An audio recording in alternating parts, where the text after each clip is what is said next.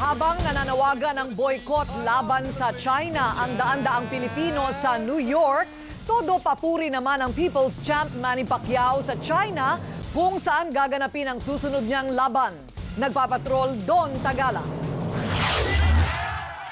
Sa pangunguna ng community leader na si Lloydan Nicholas Lewis sa New York, daang-daang mga Pilipino mula sa iba't ibang panig ng mundo ang sumali na sa pagboboykot sa China. Ito daw ang kanilang sagot sa bansang nangaagaw ng mga teritoryo ng Pilipinas. We are always standing up for the Philippines. That is part of our national anthem. Sa manlulupig, di ka pa sisiin.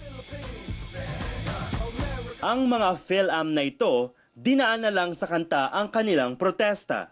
Pero sa kabila ng paglaban ng mga aktivistang ito sa China, ang pambansang kamao ng Pilipinas ay abala sa paglalako sa nalalapit niyang laban sa naturang bansa.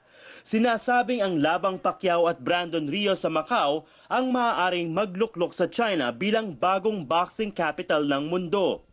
We want to raise the visibility of Macau as a tourist destination in China. Clearly, we have made a step into the global ring with this event. This is a good chance and a great opportunity for us to promote boxing, not only in America but in China. Ani Pacquiao, hindi dapat pinaghahalo ang kanyang tungkulin bilang mambabatas at bilang boksingero pagdating sa usapin ng hidwaan ng Pilipinas at China.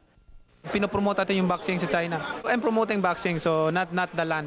Habang naghahanda na sa pag-eensayo si Pacquiao para sa malaking laban sa Macau sa Nobyembre, naghahanda na rin ang grupo ni Lewis para sa isa na namang protesta laban sa China sa darating na Agosto 21.